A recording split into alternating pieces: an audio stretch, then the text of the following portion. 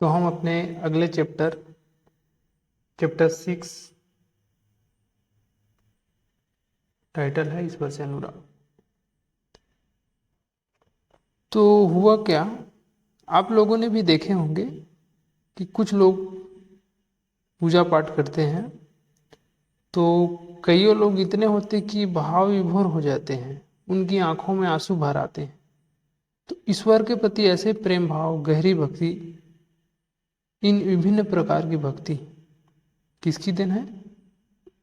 मतलब जो गहरी भक्ति है वो क्या है? भक्ति और सूफी आंदोलन की देन है, जिनका उद्भव होता है 8वीं सदी में। 8वीं सदी में भक्ति का उदय होता है। तो देखते हैं।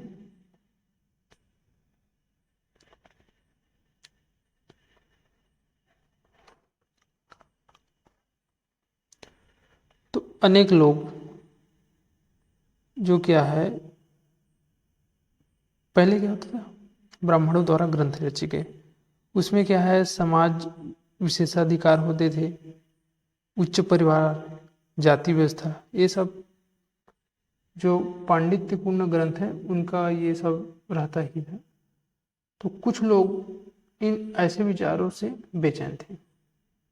वे क्या हुए, बौद्ध और जैनों के उपदेशों की ओर उन्मुख हुए, क्योंकि उनका जो था समानता आधारित मूल्यों को लोग बढ़ावा देते थे। और क्या था, उन लोगों को मतलब जो कर्म कांड था एक्स्ट्रा वाला, वो सब उसमें करना नहीं पड़ता था। उसमें क्या है, व्यक्तिगत प्रयासों से सामाजिक अंतर को दूर किया जा सकता था, पुनर्जन्म के चक्र से छुटकारा पाया जा सकता था। तो ऐसे ये जो विचार है किनके, बौद्ध और जैनों के। तो देखते हैं, इसमें उतना खास नहीं है, इधर उधर की बातें हैं। कि पुराणों में पूजा की जिन पद्धतियों का अनुशंसा की गई वह स्थानीय पंथों में भी पाए जाने लगे। ये सब इधर उधर की बातें हैं, ठीक है। मैं जो इम्पोर्टेंट है वो, जो इम्पोर्टेंट पोर्शन है उसको टच करेंगे, क्या वीडियो भी लंबी बन जाएगी। तो दक्षिण भारत में भक्ति का एक नया रूप। तो नैनार और अलवार, सीधी व्याप वनडे एग्जाम में उन लोगों का खास टॉपिक हुआ करता है। तो देखो, तो नैनार लोग कौन थे? जो सौ थे, जो शिव की पूजा करते थे, उसको बोले जाते थे नैनारो। और अलवारो कौन थे? ये लोग विष्णु भक्ति, विष्णु संत थे। और वो विष्णु जो हिंदू देवता थे, उनका पूजा पाठ जो भी आराधना है वो लोग किया करते थे। तो नैनार में लिखना है आपको शिव, अलवार में रखना है आपको विष्णु। बस अभी के लिए बस इतना याद रखना है। ये संत क्या थे? सभी जाति के थे, जिनमें पुलिया और पनार जैसे अस्पृश्य समझी जाने वाली जातियां के लोग भी इनमें शामिल थे, नयनार और अलवारों में। और ये लोग क्या होते थे? बौद्ध और जैन के कटु आलोचक थे। ये अलवार और जो नैनार है, ये लोग बौद्ध के कटु आलोचक थे। और ये लोग शिव और विष्णु के प्रति सच्चे प्रेम की मुक्ति को मार्ग बताते थे। जो नैनार है और अलवार है, ये लोग अधिकतर भूमक्कड़ साधु संत होते थे। वे किसी स्थान पर जाते थे, वहाँ उस स्थान के स्थानीय देवी देवताओं के प्रशंसा में सुंदर सुंदर कविताएं रचकर उन्हें संगीतबद्ध कर दिया करते थे। तो नैनार और अलवार में आपको इतना याद रखना है, ये वाला इंपॉर्टेंट है। नैनार शिव, अलवार विष्णु, ये लोग बौद्ध और जैन के कटु आलोचक थे। ये भी इंपॉर्टेंट है, ठीक है। ये 3 पॉइंट आपको याद रखना है। तो चलते हैं नेक्स्ट। नैनारों की संख्या 63 बताई जाती है। इसमें समाज के सभी वर्ण, कुम्हार, अस्पृश्य, कामगार, सैनिक, ब्राह्मण आदि जातियों के साधु इनमें पाए जाते हैं नैनार में। इनमें सबसे सर्वाधिक प्रसिद्ध थे अम्पार, सुदरार, समबंदर, मणिक्व सागर। और इनके जो गीत हैं, इनके जो गीतों का संकलन, दो संकलन अभी मिले हैं। पहला है तेवरम, इम्पोर्टेंट है, इसको याद रखना, तेवरम और तिरुवाचकम। एक इनके हैं नैनार के हैं, नैनार के हैं, ये कुछ जो साधु संत हैं उनको याद रखना है, अम्पार, सुंदरार और मणिक्व सागर, ये दोनों इम्पोर्टेंट हैं। और इनके जो गीतों का संकलन है उसे क्या बोलते हैं, ठीक है। तो एक है तेवरम और सेकंड है तिरुवाचकम। अब चलते हैं अलवार संत, इनकी संख्या है 12। ये भी भिन्न भिन्न पृष्ठभूमि से आए हैं, कोई मोची था, कोई ऐसा वैसा, ठीक है। इनमें है एक अंडाल और तोंडा डिपोडी, पेरिया अलवार, ठीक है। इनकी ही पुत्री है अंडाल। और इनके जो गीत है उसको बोला जाता है दिव्य प्रबंधम, दिव्य प्रबंधम अलवार का है, ठीक है। इनकी संख्या है 12। इसको, ये इंपॉर्टेंट है, मोस्ट इंपॉर्टेंट है, इसको याद रखना है आपको। तो 10वीं और 12वीं सदी के बीच में चोल और पांड्यान राजाओं ने उन अनेक धार्मिक स्थलों पर बड़े बड़े मंदिर बनवाए जहाँ की संत कवियों ने यात्रा की थी। तो चलते हैं, इसमें बस इतना ही है जो इम्पोर्टेंट है उसको।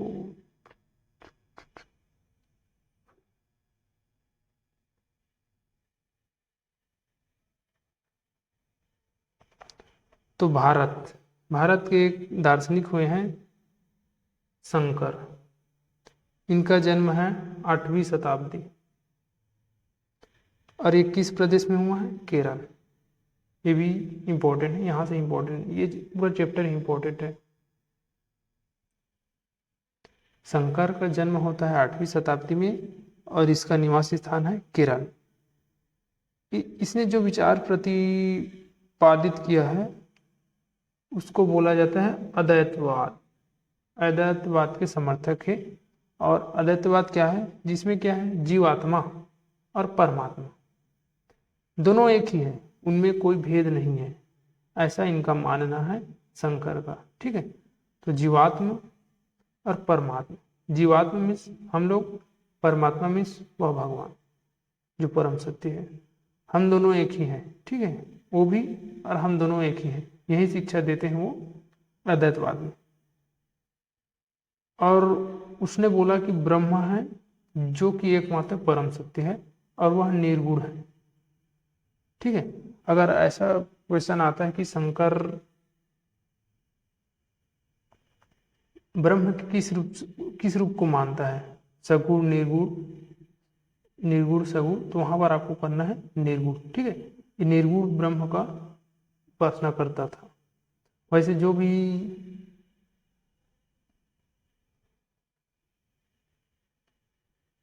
इम्पोर्टेंट है उसको हाईलाइटर कर दे रहा हूँ, ठीक है। केरल प्रदेश में होता है, अद्वैतवाद है और इसने जीवात और दोनों एक ही है ऐसे बोलता है। यह ब्रह्म के निर्गुण शाखा से संबंधित है। शंकर ने हमारे चारों ओर के संसार को मिथ्या बोला है। संसार को क्या बोलता है, मिथ्या बोलता है। और संसार का परित्याग करना या संन्यास लेना, इसके जरिए ही हम क्या है, ब्रह्म की सही प्रकृति को समझते हैं और मोक्ष प्राप्त करने के लिए ज्ञान के मार्ग को अपनाने को उपदेश दिए, ठीक है। ज्ञान मतलब ज्ञान हम अर्जित करेंगे और उससे हमें मोक्ष की प्राप्ति होगा। तो उम्मीद करता हूँ ये आपको समझ में आ गया होगा। शंकर है, हाईलाइट कर चुका हूँ ऐसे। अब दूसरे जो दार्शनिक हुए हैं वो है रामानुज। इनका टाइम पीरियड है 11वीं शताब्दी। ये कहाँ के हैं, तमिलनाडु के रहने वाले हैं। यह अलवारो संतों से प्रभावित हुए हैं और ये विष्णु के विष्णु के प्रति अन्यान्य भक्ति भाव रखता है। रामानुज ने जिस सिद्धांत को प्रतिपादित किया है उसे बोला जाता है विशिष्टा द्वैतवाद। ठीक है, विशिष्टा अद्वैतवाद।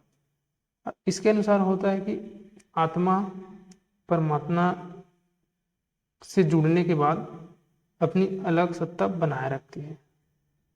मतलब क्या हुआ, शंकर ने बोला कि दोनों एक हैं, जीवात्मा और परमात्मा। ठीक है, दोनों मिल जाएंगे, बट इनका कहना है कि नहीं, दोनों मिलेगा बट आत्मा परमात्मा से जुड़ने के बाद भी अपना जो सत्ता है ना उसको बनाए रखेगा। ठीक है, और इसने क्या है, भक्ति की नई धारा प्रस्तुत की। और यही क्या होता है, जो हमारे उत्तर भारत में जो भक्ति विकसित होता है, यह इसी रामानुज की भक्ति का ही परिवर्तित काल होता है। ठीक है, रामानुज 11वीं शताब्दी तमिलनाडु अलवारो संत से प्रभावित थे। ये विष्णु के उपासक हुआ करते थे। शंकर किसका था, ब्रह्म का था। शंकर ने जो विचार प्रतिपादित किया है उसको बोला जाता है अद्वैतवाद, और इसका है विशिष्ट अद्वैतवाद।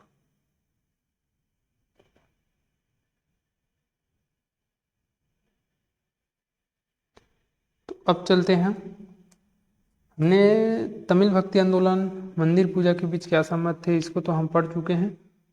अब इसके परिणाम स्वरूप, मतलब कि रामानुज ने जो भक्ति की धारा प्रस्तुत की है उसके विरोध में प्रतिक्रिया हुई, और वह हुआ किसके द्वारा हुआ, बसवामन। ये बहुत बार पूछा जाता है। और अल्लामा प्रभु, ये दोनों को आपको याद रखना है। इन्होंने जिस आंदोलन का नेतृत्व करते हैं उसे बोला जाता है वीर शैव आंदोलन। यह आंदोलन 12वीं शताब्दी में स्टार्ट होता है, मध्य में और कर्नाटक में प्रारंभ होता है। ठीक है, बसवामन, कर्नाटक, 12वीं शताब्दी। तो इन लोगों का मानना है कि सभी व्यक्ति की समानता के पक्ष में थे। जाति और नारी के प्रति व्यवहार के बारे में ये लोग जो ब्राह्मणवादी विचारधारा थे उनके विरुद्ध अपना प्रबल तर्क प्रस्तुत करते हैं। इसके अलावा ये सभी प्रकार के कर्मकांडों और मूर्ति पूजा के विरोधी थे। ये इम्पोर्टेंट है ना, ये जितने भी हाईलाइट किए गए हैं ये सब इम्पोर्टेंट है, आपको याद रखना है। बसवामन 12वीं शताब्दी, वीरशैव आंदोलन से ये लोग ताल्लुक रखते हैं, और इनका स्थान कौन सा है, कर्नाटक है। और इन लोगों का कुछ कुछ है, जैसे कि ये लोग समानता के पक्ष थे, जाति और नारी के प्रति जो व्यवहार हो रहा था उनके विरुद्ध थे, जैसे कि ब्राह्मणवादी विचार है ना, जाति व्यवस्था, उसके विरोध में थे। मतलब ये जाति समानता के पक्षधर थे, और ये सभी प्रकार के जो कर्मकांडों हैं और मूर्ति पूजा के विरोध करते थे। अब देखते हैं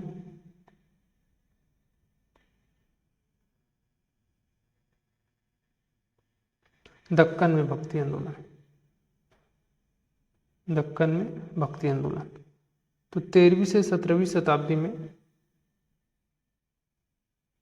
13वीं से 17वीं शताब्दी महाराष्ट्र में अनेक संत कवि हुए हैं, और ये लोग मराठी भाषा में ही गीत लिखते थे, जो कि अभी भी लिखे जाते हैं। तो कुछ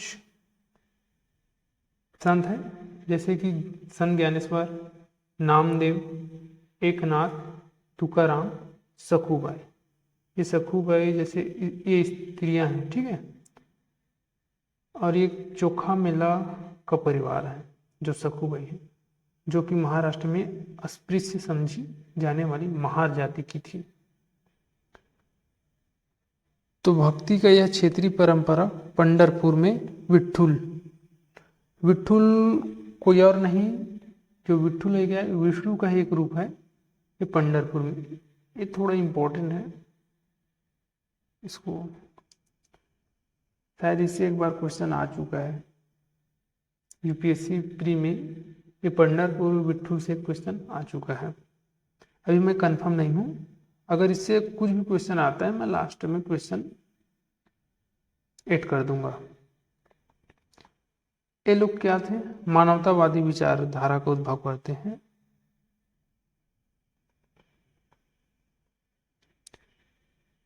इन्होंने तो संन्यास के विचार को भी ठुकरा दिया है और किसी भी अन्य व्यक्ति की तरह रोजी रोटी कमाते हुए परिवार के साथ रहना और व्यक्तियों की सेवा करते हुए जीवन बिताने को अधिक पसंद करते हैं। कौन लोग? ये जो हैं दक्कन दक्कन में से होता है महाराष्ट्र में जो संत कवि हुए ना, इन लोगों का मानना है कि संन्यास करने की कोई ज़रूरत नहीं है, घर में रहो, रोजी रोटी कमाओ और जिन लोगों की मदद की ज़रूरत है उन्हें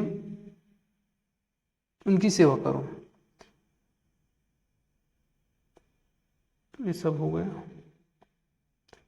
मतलब इन लोगों का जो मेन मोटो था वो है कि असली भक्ति दूसरों के दुखों को बांट लेने में है। तो एक और मानवतावादी विचार हुए हैं गुजराती संत नरसिंह मेहता, और इन्होंने कहा है विष्णु जन ते जानिए तेन कहिए पीर पराई जान रे। थोड़ा सा यहाँ पर एक देखने लायक संत तुकाराम, इसकी रचना को बोला जाता है अभंग, जो किस भाषा में है? मराठी भाषा में।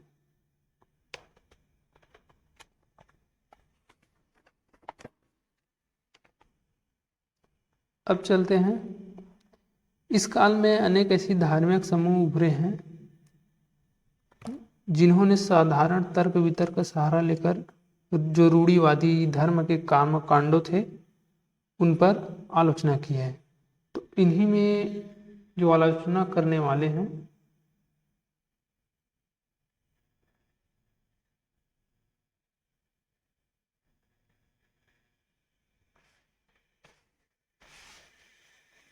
लोग हैं, वो लोग हैं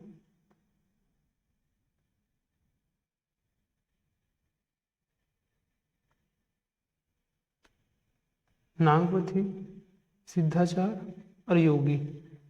नागपंथी सिद्धाचार को ही सिद्धि बोलते हैं, ठीक है। नाथ, सिद्धि और योगी, ये लोग क्या कहते हैं? जो कर्मकांड है धर्म के और जो समाज व्यवस्था थी उनकी ये लोग आलोचना करते थे। ये लोग क्या करते थे? संसार की परित्याग करने का समर्थन करते थे। इस संसार को छोड़ दो तभी उस मोक्ष की प्राप्ति होगी, मतलब उस परम आनंद की प्राप्ति होगी। ये लोग तो जो उस टाइम के कर्मकांड थे ना, जो धार्मिक, इन्हें आलोचना करते थे लोग। इन लोगों को विचार में है जो निराकार परम सत्य है उसको चिंतन मनन और उसके साथ एक हो जाने की अनुभूति को ही मोक्ष का मार्ग है। साथ ही ये लोग योगासन, प्राणायाम और चिंतन मनन जैसी क्रियाओं के माध्यम से मन और शरीर को कठोर प्रशिक्षण देने की आवश्यकता पर बल दिया है। तो सिद्धि, नाथ और योगी संसार का परित्याग करना है। ये लोग निर्गुण ब्रह्म सत्य का चिंतन मनन योग द्वारा, प्राणायाम द्वारा चिंतन मनन, वो होते हैं ना चक्रा सिस्टम होते हैं ना, उन पर इन लोग बिलीव करते थे। तो इस तरह से शरीर को कठोर प्रशिक्षण कर देने की आवश्यकता पर ये लोग बल दिया करते थे। ये समूह खासतौर पर नीची कहे जाने वाली जातियों पर बहुत लोकप्रिय हुए हैं। जो समाज के नीचे वर्ग थे उनके बीच यह जो सिस्टम है वो बहुत लोकप्रिय हुए, ठीक है।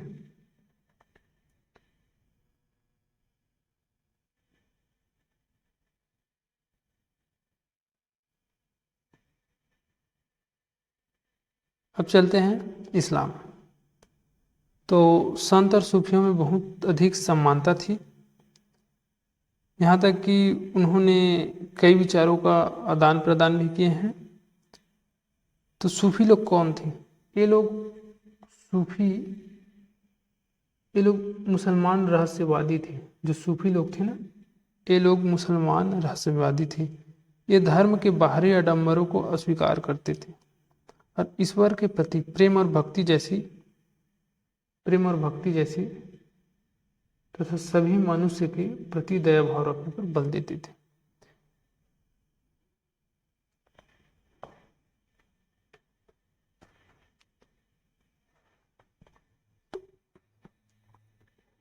ये ईश्वर के साथ ठीक उसी प्रकार से जुड़े रहने चाहते थे जिस प्रकार एक प्रेमी दुनिया की परवाह किए बिना अपने प्रियतमा के साथ जुड़े रहना चाहता है, उसी तरह से ये लोग भी क्या है कि इस्लाम में एक ईश्वरवाद है, यानी एक अल्लाह के प्रति समर्पण की दृढ़ता से पूजा या जो भी किया जाता था, ठीक है, मतलब एक अल्लाह को माना जाता था। जब सूफी लोग आते हैं तो उस टाइम पे मतलब ऐसा नहीं होता था कि अल्लाह से प्रेम और जैसे ये लोग प्रिय प्रीतमा के जैसे संबंध है, उस टाइम पर वैसा संबंध नहीं होता था ईश्वर अल्लाह के प्रति। पर जब इस्लाम ये लोग सूफी लोग आते हैं, ये लोग उनके साथ जो रिलेशनशिप है उसमें प्रियतमा प्रेमी और प्रीतमा के जैसे जुड़ा रहना चाहते हैं, मतलब उनके जैसे रिलेशनशिप ये लोग मान कर चलते हैं कि अल्लाह में खो जाना है, ठीक है। बंदे और अल्लाह में जिस प्रकार से एक प्रियतमा और प्रिय के बीच जो भाव अनुभव होते हैं वैसे इन लोगों को मानना है, ठीक है। और यही जो है उस अलौकिक सत्ता के प्रति प्रेम का भाव रखना ही, इसे ही बोला जाता है रहस्यवाद, ठीक है। तो ये सूफी लोग थे, क्या थे? ये लोग रहस्यवादी ही हुए हैं जो कि मुसलमान थे, ठीक है। तो मध्य एशिया के महान सूफी संतों में हैं गजाली, रूमी और सादी।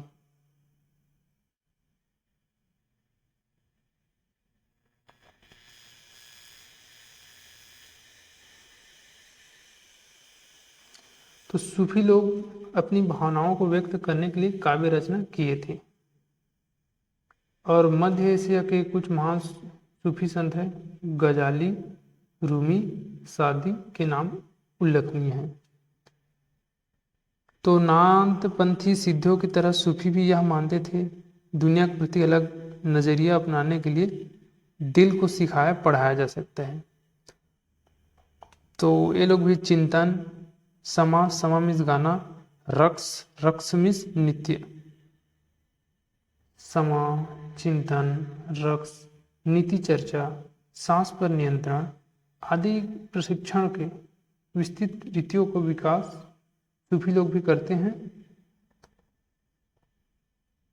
अब इसी तरह से अल्लाह से मिलन की कामना करते हैं। जैसे कि ये देखो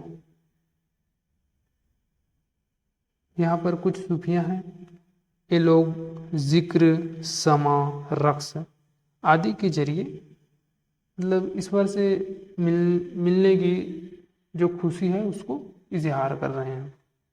आनंदित सूफियाँ। इस सूफीवाद ऋषि पद का उदय हुआ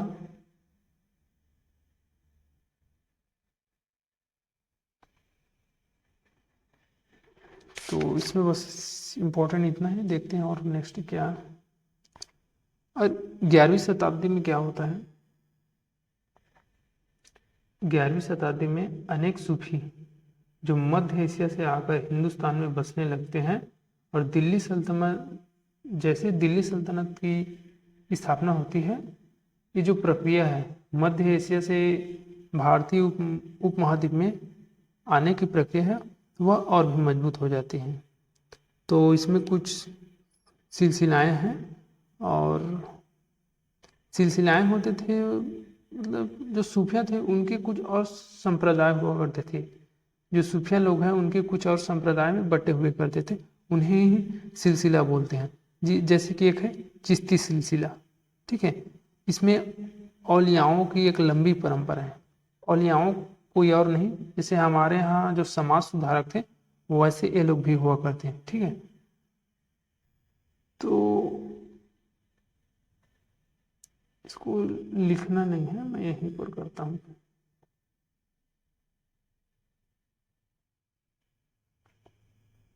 तो पहला है अजमेर का ख्वाजा मुइनुद्दीन चिश्ती।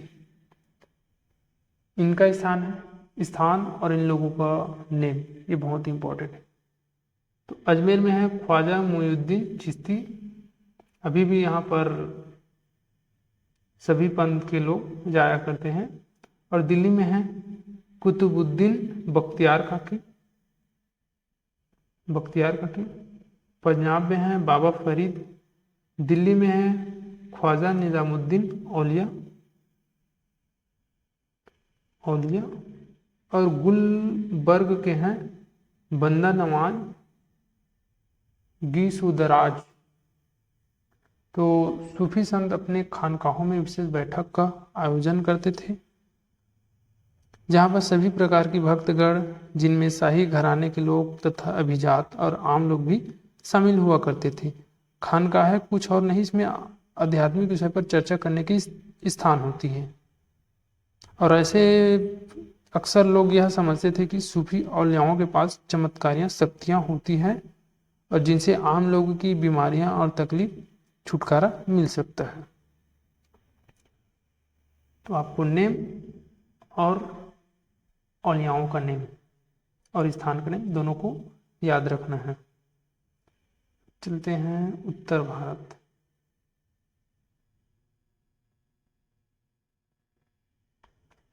तो 13वीं सदी के बाद उत्तरी भारत में भक्ति आंदोलन की एक नई लहर आती है।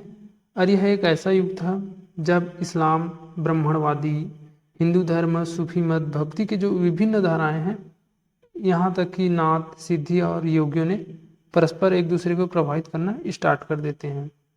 ऐसे लोग अभी जो उत्तर भारत में जो लोग भक्ति आंदोलन से संबंधित हैं, ऐसे लोग विशेष रूप से शिल्पी, कृषक, व्यापारी और मजदूर हैं। इन नए संतों के विचार को सुनने के लिए, और ये लोग क्या होते हैं जो अपने विचारधारा उसको प्रचार करते थे। कैसे करते थे अभी देखेंगे। पहला है कबीर, सेकेंड में बाबा गुरु नानक जैसे ये संत हुए हैं। ये लोग जो आडंबर पूर्ण रूढ़िवादी धर्म को अस्वीकार करते हैं। और कुछ हैं जैसे तुलसीदास और सूरदास। ये दोनों जो समाज या कवि हुए हैं, उस समय के विद्यमान विश्वास और पद्धतियों को स्वीकार करते हैं और आम जनता को पहुंचाने में प्रयत्न भी करते हैं। तुलसीदास ने राम के रूप में ईश्वर का धारण किया है और इसने अवधी भाषा में रामचरितमानस लिखा है, जो कि भक्ति भाव में अभिव्यक्ति और साहित्यिक कृति है। और सूरदास श्री कृष्ण के उपासक हुए हैं, श्री कृष्ण के अनन्य भक्त थे और इनकी रचना है सूरसागर। आपको रचना याद रखना है। तुलसीदास राम के रूप में पूजा करते हैं, अवधी में रामचरितमानस लिखे हैं। सूरदास कृष्ण के भक्त हुए हैं और इनकी रचना है, ये सूरदास के हैं, सूरसागर, सूर सारावली और साहित्य लहरी। ये सूरदास के हैं।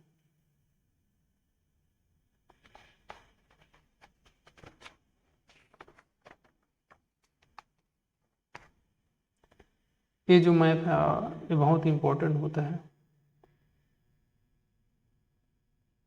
हो सके तो इसका स्क्रीनशॉट ले लेना। और इसे जैसे कि कुछ इंपॉर्टेंट है। शंकरादेव असम, चैतन्य महाप्रभु पश्चिम बंगाल, दादू मीराबाई राजस्थान, नरसिंह मेहता गुजरात, नामदेव तुकाराम एकानाथ, ये तो महाराष्ट्र है, ठीक है। बसावन कर्नाटक, इसका टाइम पीरियड है 12वीं सदी। रामानुज मणिक्कोलर, एक इन तमिलनाडु से संबंधित है।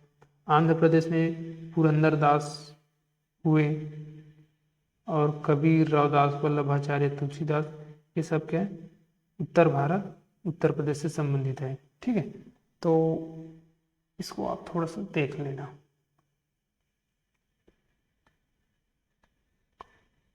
अब चलते हैं असम। असम के शंकरादेव 15वीं शताब्दी, जो कि इन्हीं के समकालीन थे। किसके? सूरदास और तुलसीदास के। ये विष्णु की भक्ति पर बल दिया है। असमी भाषा में अपनी कविताएं और नाटक लिखे थे। इन्होंने ही नामघर या कविता पाठ, जो अभी कविता पाठ करते हैं ना, उनको स्थापित करने की पद्धति इन्होंने ही स्टार्ट की। कौन? शंकरदेव। शंकरदेव असम से हैं, असमी भाषा में कविताएं लिखते थे। जो नामघर स्थापित करने की पद्धति चलाई है, जो आज भी चली जा रही है, जो पूजा पाठ करते हैं ना, घर में एक छोटा सा मंदिर बनाकर उसका जो पूजा पाठ करना है, ये पद्धति इन्होंने ही स्टार्ट किया है। इसी परंपरा में दादू दयाल, रविदास, मीराबाई जैसे संत भी शामिल हुए। मीराबाई एक राजपूत राजकुमारी थी और 16वीं शताब्दी में मेवाड़ के एक राजसी घराने में होते हैं। जो राणा सांगा हुए हैं, वहीं इनके ससुर हुआ करते हैं। और ये क्या है,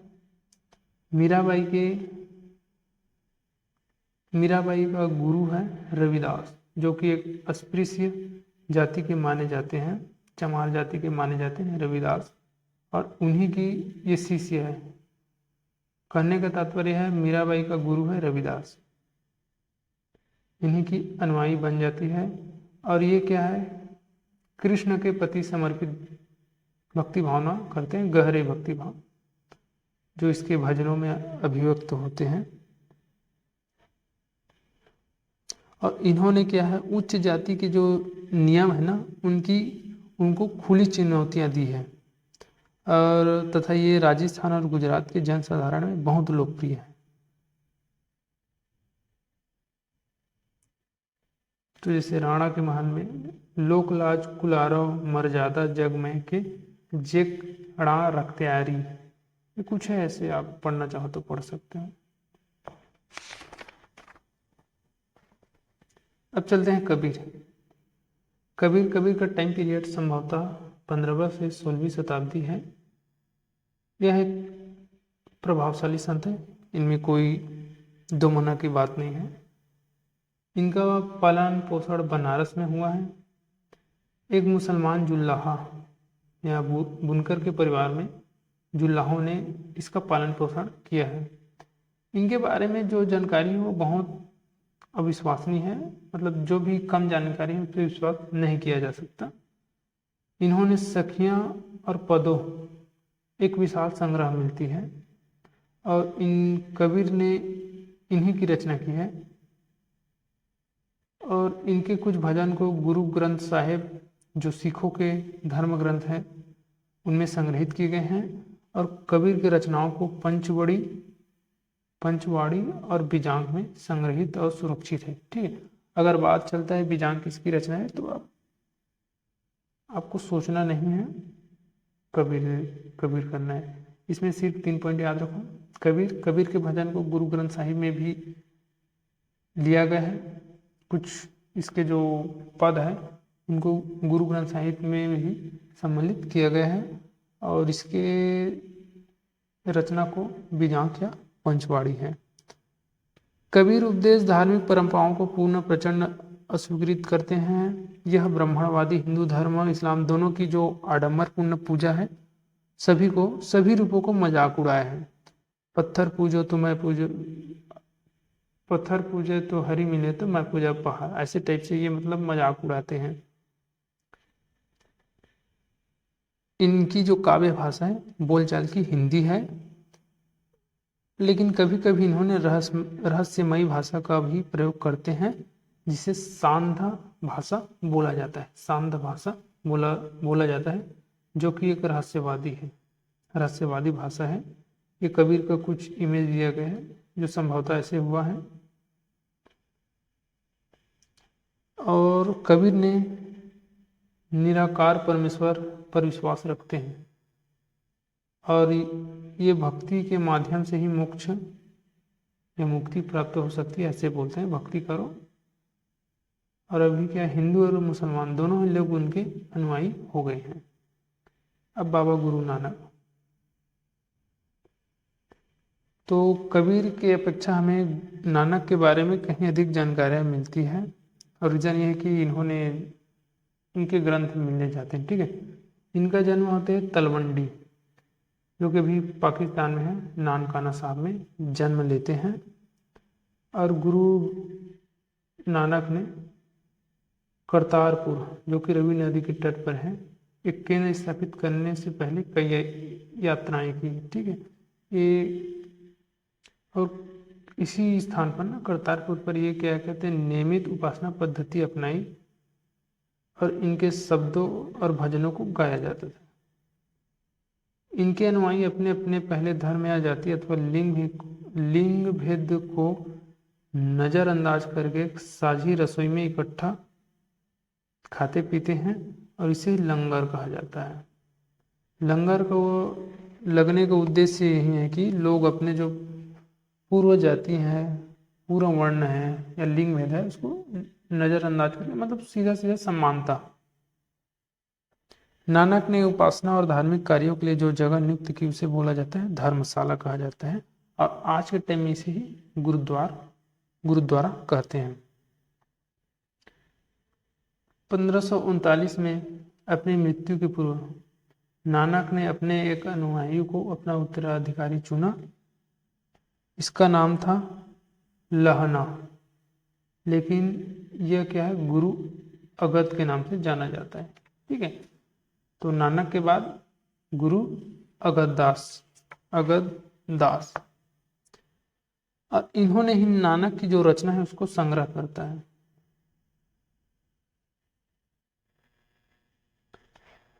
इसका नेम ही अगद इसलिए क्योंकि ये गुरु नानक के अंग माने जाते हैं।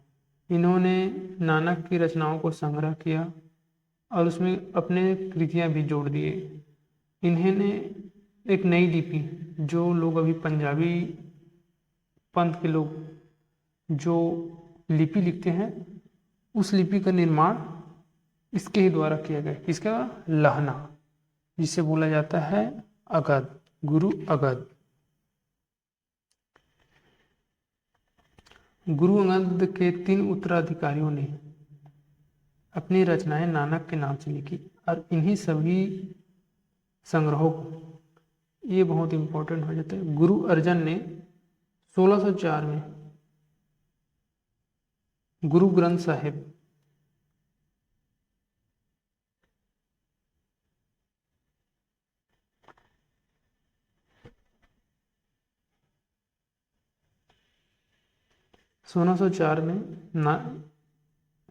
बाबा नानक के बाद सेकंड नंबर पे आते हैं अगद।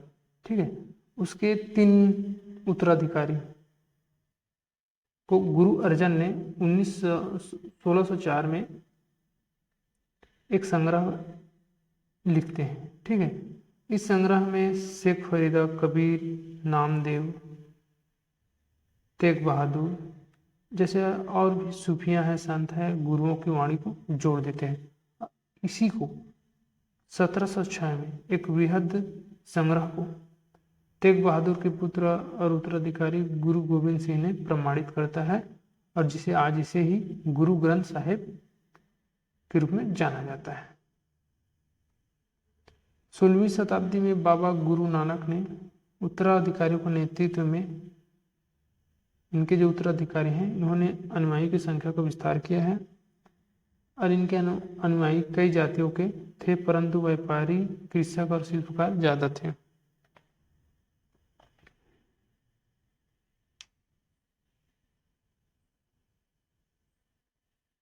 सत्रहवीं शताब्दी के प्रारंभ में केंद्रीय गुरुद्वारा हरमंदिर साहब के आसपास अमृत शहर का विकसित होने लगा। प्रशासन में वस्तुतः स्वायत्त था। आधुनिक इतिहासकार इसी को सिख समुदाय के राज्य के अंतर्गत राज्य मानते हैं। मुगल सम्राट जहांगीर ने इस समुदाय को एक संभावित खतरा मानता है। 1606 में गुरु अर्जन को मृत्युदंड देने का आदेश देते हैं। कौन देता है? जहांगीर। 17वीं शताब्दी में सिख आंदोलन का राजनीतिकरण हो जाता है। इसके दूरगामी परिणाम यह हुआ 1699 में गुरु गोविंद सिंह ने खालसा नामक एक संस्था का निर्माण करता है। अब इसी के बाद यह क्या है, एक राजनीतिक सत्ता के रूप में उभर कर आता है। जो खालसा पंथ है, इस संस्था का निर्माण गुरु गोविंद सिंह ने 1699 में किया है, मतलब लड़ाकू समुदाय के रूप में। ठीक है, लड़ाकू समुदाय के रूप में कौन स्थापित करता है? गुरु गोविंद सिंह। तो और देखते हैं और कुछ है।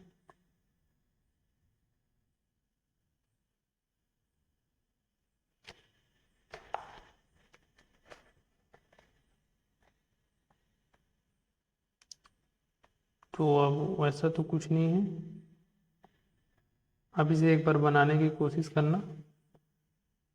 नैनार शिव की पूजा, अलवार विष्णु की पूजा, शंकर देव ने नामघर जो पूजा पद्धति है, ठीक है, उसका पद्धति का प्रथम बार यूज किया है। बुद्ध जो सामाजिक अंतर हुए हैं उस पर सवाल उठाते हैं। निजामुद्दीन औलिया एक सूफी संत हुआ है। कहाँ से थे? निजामुद्दीन औलिया दिल्ली से थे। तो इस चैप्टर में बस इतना ही। अगर इस चैप्टर से कोई भी क्वेश्चन आता है तो वो मैं इसमें डाल दूंगा। ठीक है।